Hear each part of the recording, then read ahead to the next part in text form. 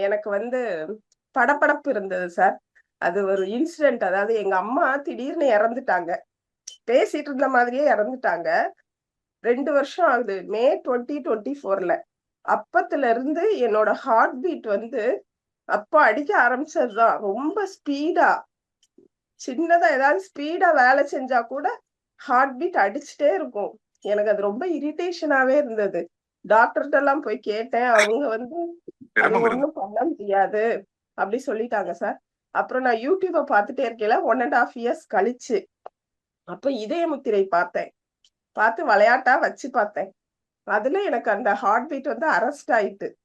எனக்கு அது first experience ரொம்ப மேஜிக்கலா இருந்தது. அதுக்கடுத்து ஒரு 2 மந்த்ஸ் கழிச்சு தொண்டையில புண்ணு மாதிரி. அதாவது அந்த நம்ம சுவாசம் பண்ணுவோம் பாருங்க. அப்ப சுவாசிக்கையிலலாம் வந்து தொண்டை ரொம்ப காந்த ஆரம்பிச்சுட்டு. அப்போ நான் வந்து அப்பவும் பார்த்தேன். சங்கு முத்திரை வச்சுட்டு நம்ம பாடி ஹீட் ஆயிருக்குமோன்னு நெனச்சு நீர் முத்திரையும் வச்சேன் 2யும். 2யும் வச்சதும் அந்த இது அப்படி சரியாயிடுச்சு. அப்புறம் சரி ரொம்ப சந்தோஷமா ஆயிட்டு அப்படின்னா, ஹாஸ்பிட்டல் எங்க இருக்குன்னு சர்ச் பண்ணிட்டு இருக்கையில, திருச்சில தான் இருக்கு. அப்போ நம்மளுக்கு எங்க வீட்ல இருந்து ரொம்ப பக்கத்துல. 15 மினிட்ஸ் டிஸ்டன்ஸ்ல தான் இருக்குன்னது எனக்கு ரொம்ப சந்தோஷமாயிட்டு. சரின்னா ஃபோன் பண்ணி வந்து என்னோட பொண்ணுக்காக நான் வந்து அப்ரோச் பண்ணேன். அப்போ சரி பண்ண முடியும் அப்டின்னதும் தான் வந்தேன்.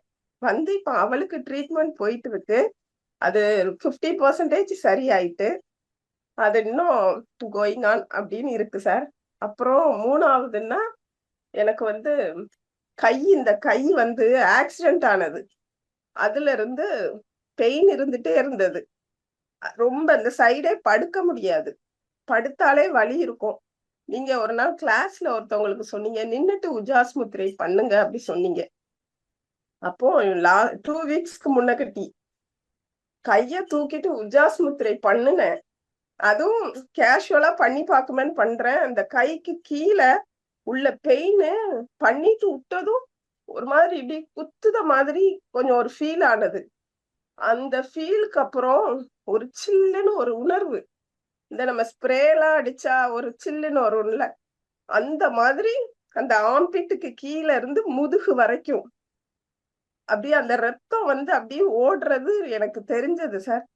எனக்கு அதுவும் ஃபீல் ஆனதுல இருந்து உங்கள்ட்ட பேசணும், சொல்லணும் சார்ட்ட. நமக்கு வந்து எனக்கு அது ரத்த கட்டு இருந்திருந்தா வேற ஏதாவது பாதிப்பு வந்திருக்கும். அப்படின்னு சந்தோஷம் கூட உங்கள்ட்ட சொல்லணும்னு ரொம்ப ட்ரை பண்ணிட்டே இருந்தேன். அது எனக்கு இப்போ இந்த கை வலிக்கு நான் வர்மா பண்ணிட்டு இருக்கேன். பாக்யலட்சுமி மேம்ட்ட ட்ரீட்மெண்ட் எடுத்துட்டு இருக்கேன். இப்போ பரவால்ல.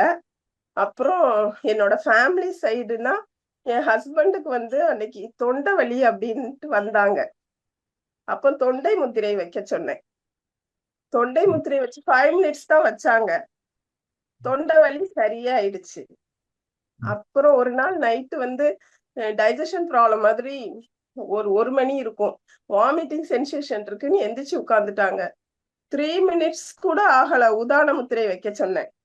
உடனே அரெஸ்ட் ஆயிட்டு. அப்போ எனக்கு வந்து சரி நம்ம கையில ஏன்னா எனக்கு ஊர் வந்து சொந்த ஊர் திருநெல்வேலி சார்.